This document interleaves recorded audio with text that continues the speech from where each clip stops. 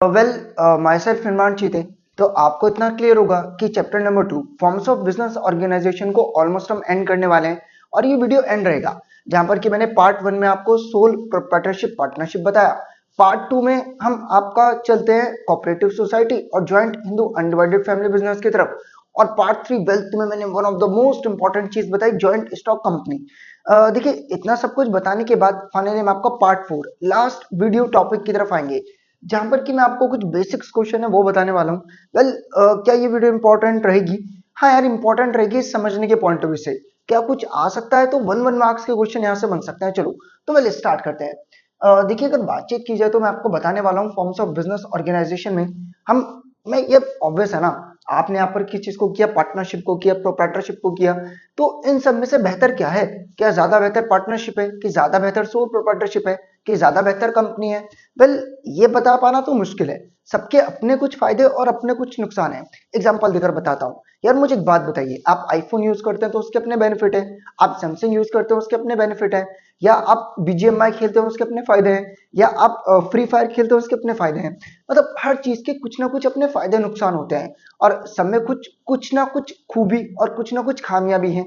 तो वेल, हम डिस्कस करेंगे कुछ टॉपिक्स पर और उसके पॉइंट ऑफ व्यू से मैं आपको बताऊंगा कि क्या चीज बेहतर है और क्या चीज बेकार। चलिए तो स्टार्ट करते हैं।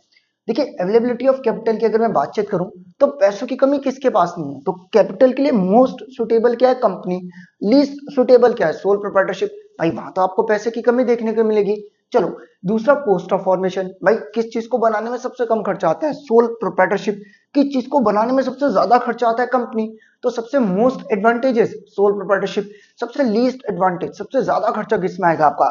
वो वेल आपका कंपनी रहेगा। ठीक, चलिए ईज ऑफ फॉर्मेशन की अगर बातचीत की जाए तो फिर वही हो जाएगा। ईज ऑफ फॉर्मेशन भी सोल प्रोप्राइटरशिप में रहेगा। कंपनी में आपको बहुत दिक्कत हो जाती है फॉर्म करने में। फिर मैं ट्रांसफर ऑफ ओनरशिप की बातचीत करूं, वेल कंपनी में पॉसिबल है कि मेरे पास किसी कंपनी के शेयर्स हैं, वो मैं किसी और को दे सकता हूं, तो ऑनरशिप ट्रांसफर पॉसिबल है। प्राइवेट कंपनी में नहीं है। मैंने आपको शॉर्ट में बताया था कि प्राइवेट कंपनी अपने शेयर्स किसी और को नहीं दे सकता, तो वो चीज। वहीं आप किसकी बातचीत करते हैं? पार्टनरशिप। तो पार्टनरशिप आपका लीस्ट एडवांटेजेस हो जाता है। पार्टनरशिप के केस में आप ऑनरशिप को ट्रांसफर नहीं कर सकते, वो एक समस्या की बात है।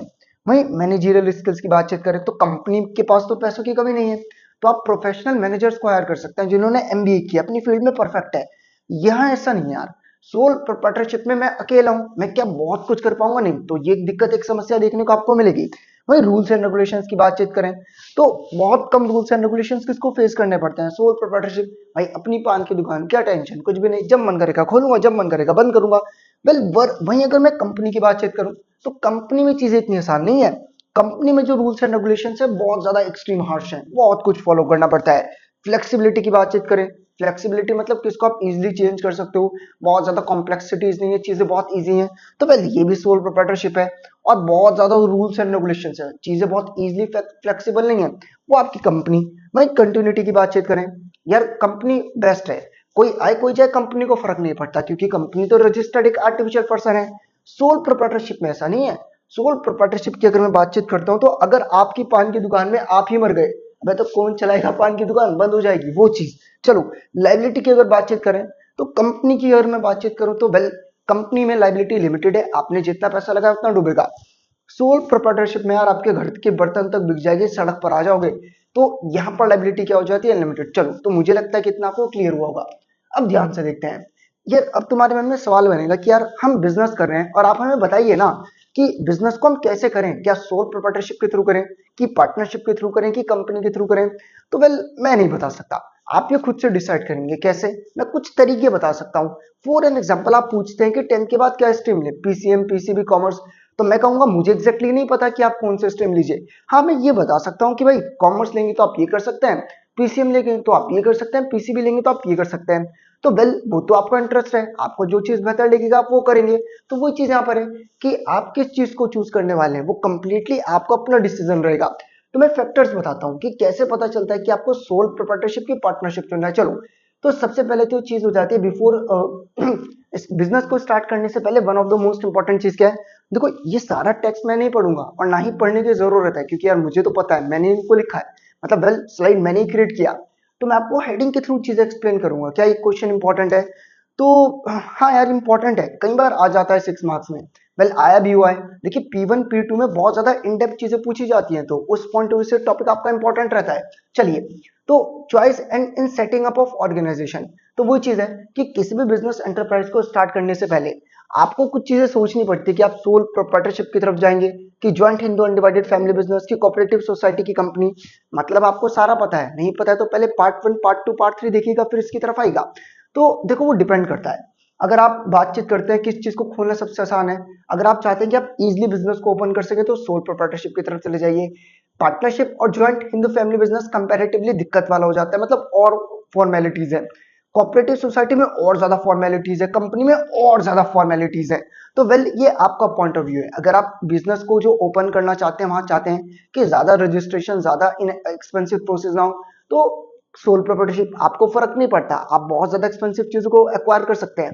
आपके पास पैसा है कि आप बहुत पैसा करके कंपनी को रजिस्टर्ड करवाइए, तो आप कंपनी को चूज कर सकते हैं। क्लियर। चलो फिर दूसरा देखते हैं क्या है, लाइबिलिटी।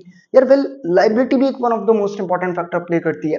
सिंपल है ना यार, मुझे नहीं फर्क पड़ता, मैं बड़ा रिस्क लेना चाहता हूँ कि मेरे घर के बर्तन तक बिक जाए, मुझे कोई दिक्कत नहीं है। तो अगर आप कहते हैं कि ठीक है लाइबिलिटी लिमिटेड है मुझे चलेगा, तो आप सोल प्रोप्राइटरशिप या फिर पार्टनरशिप की तरफ चले जाइए।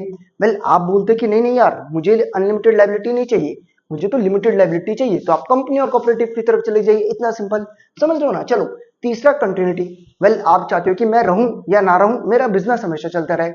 आंसर आपको पता है, कंपनी या joint Hindu family divided business, आपको फर्क नहीं पड़ता, भले ही आपका बिजनेस कल को बंद हो जाए, आप कंटिन्यूटी को इतना नहीं देखते। तो फिर आप किसकी तरफ जा सकते हैं, सोल प्रोप्राइटरशिप या पार्टनरशिप। देखो कितना सिंपल है। फिर मैनेजमेंट एबिलिटी। आप देखो अगर आपको बिजनेस को एक्सपेंड करना है तो आपको अच्छा मैनेजरियल स्किल चाहिए। अब विदाउट प्रॉपर मैनेजमेंट आप बिजनेस को स्केल अप नहीं कर सकते, बहुत बड़ा नहीं कर सकते। तो अगर आप बिजनेस को लार्ज स्केल पर करना चाहते हैं और आपको लगता है कि आपके पास प्रॉपर मैनेजरियल स्किल्स नहीं है, आप सब कुछ नहीं कर सकते, तो आप कंपनी की तरफ जाइए। वेल आपको लगता है कि यार मैं बहुत लार्ज स्केल पर नहीं करना चाहता हूँ, मुझे फर्क नहीं पड़ता मेरे पास बहुत ज्यादा मैनेजरियल स्किल्स हैं कि नहीं, तो आप सोल प्रोप्राइटरशिप की तरफ चले जाइए। इतना सिंपल। चलो अगला है कैपिटल कंसिडरेशन। भाई बिजनेस को करने के लिए बहुत सारा पैसा आपको चाहिए, बहुत सारे पैसे की आवश्यकता है। आप कल को आयरन एंड स्टील इंडस्ट्री लगा रहे हैं, पैसा ही पैसा लगाना पड़ेगा। तो कंपनी, वेल आपको इतना बड़ा बिजनेस नहीं करना, आपको इतना बड़ा व्यापार नहीं करना, आपको इतना ज्यादा पैसा नहीं चाहिए, आपके पास जितने फंड्स हैं आप उससे बिजनेस कर सकते हैं, तो आप सोल प्रोप्राइटरशिप की तरफ चले जाइए। समझ गए जी। तो वेल वो डिपेंड करता है कि आपको कैपिटल कंसिडरेशन कितना है, बहुत ज्यादा है तो कंपनी, कम है तो सोल प्रोप्राइटरशिप। फिर डिग्री ऑफ कंट्रोल। आप चाहते हैं कि पूरे के पूरे बिजनेस को आप ही कंट्रोल करें, तो सोल प्रोप्राइटरशिप। आप माइंड नहीं करते, आप कहते हैं कि ठीक है मैं ऑनरशिप और कंट्रोल को शेयर कर सकता हूँ, पार्टनरशिप। वेल अगर आप और चाहते हैं कि प्रोफेशनल मैनेजर हो, तो आप कंपनी की तरफ जा सकते हैं। वेल आपको इतना तो क्लियर है कि कंपनी में जो ऑनर्स होते हैं उनको शेयर होल्डर्स कहा जाता है, और जो लोग कंपनी को मैनेज करते हैं उनको डायरेक्टर्स कहा जाता है। तो वो आपका अपना डिसीजन होगा कि आप किसको प्रेफर करेंगे। फिर nature of the business. Well वही चीज हो गई, या नेचर ऑफ बिजनेस में डिपेंड करता है कि आपका बिजनेस में अगर आप पर्सनलाइज सर्विसेज देते हैं, हेयर सैलून आप खोल रहे हैं, तो जहां पर लोगों को वन टू वन इंटरेक्शन चाहिए, तो सोल प्रोप्राइटरशिप बेटर है। आपको ट्रांसपोर्टेशन का बिजनेस करना है, तो उसमें joint Hindu undivided family business better है। अब आप कहोगे क्यों? यार सिंपल है, ट्रांसपोर्टेशन में ट्रक में दिन रात काम होता है, ट्रांसपोर्टेशन मेनली रात को चलता है, तो वहां एक जना सब कुछ नहीं संभाल सकता, तो परिवार का ही ये व्यापार है जो चलता आ रहा है। इसलिए वेल अगर आपको कोई प्रोफेशनल सर्विसेज देनी जैसे सीए वगैरह हो गया, तो पार्टनरशिप बेहतर रहेगा। आपको कोई खाने पीने का आप आइटम डील कर रहे हैं, बहुत वेलफेयर पर आप काम करना चाहते हैं, तो कोऑपरेटिव सोसाइटी की तरफ चले जाइए। और कंपनी की तरफ भी आप जा सकते हैं, कब? जब आप किसी चीज को मैन्युफैक्चर कर रहे हैं, आपको बहुत ज्यादा पैसा चाहिए। तो ये है।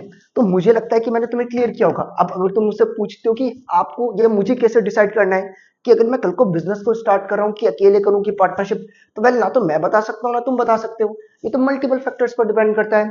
अब वो फैक्टर्स कौन कौन से हैं, मुझे लगता है कि वेल मैंने आपको क्लियर किया होगा। ठीक, चलो इतना भी इंपॉर्टेंट टॉपिक नहीं है तो बहुत ज्यादा ध्यान मत दीजिएगा, आपने समझ लिया। आपको सिर्फ हेडिंग्स को याद कर लेना है, एग्जाम में आए तो बनाकर लिख दीजिएगा, इतना सिंपल। चलेगा।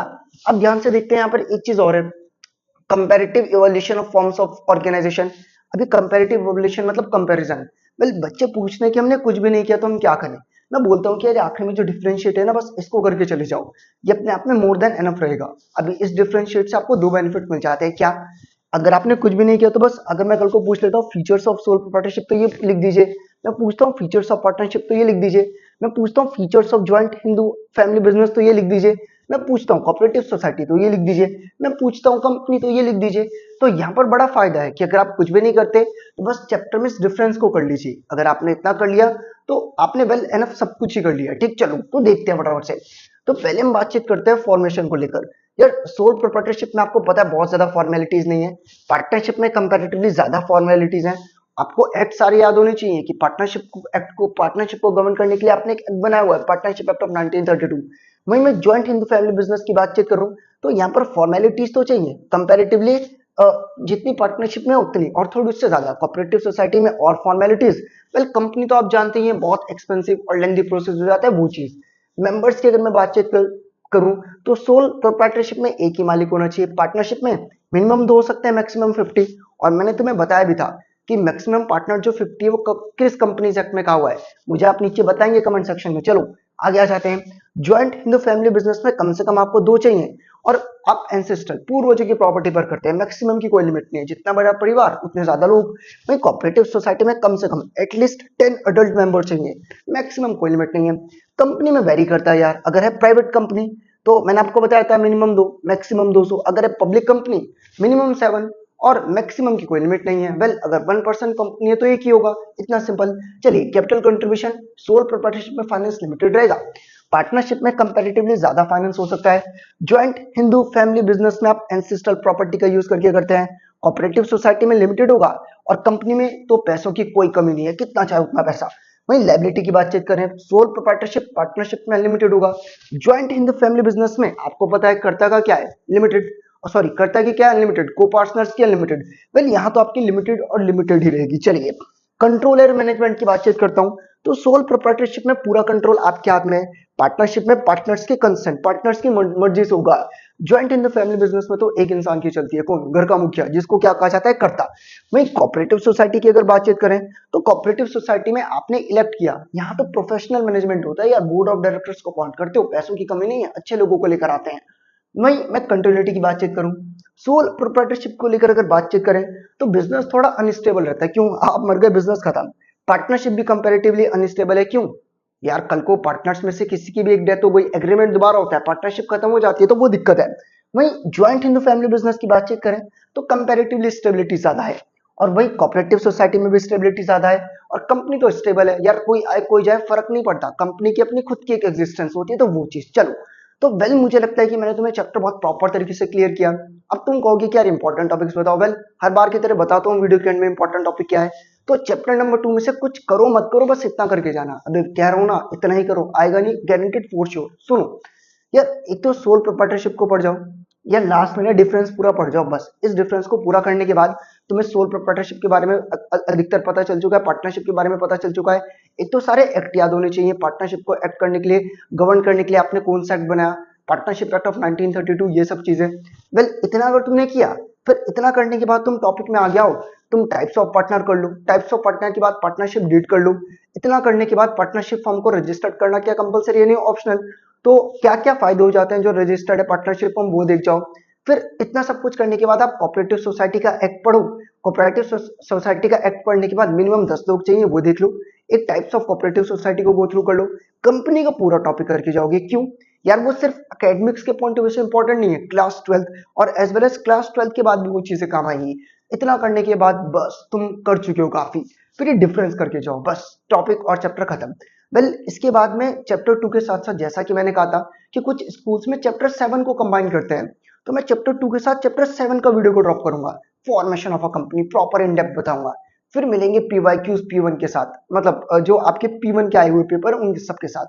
तो वेल इस वीडियो में इतना ही रहेगा, मुझे लगता है कि तुम्हें चीजें क्लियर होंगी। Thank you very much.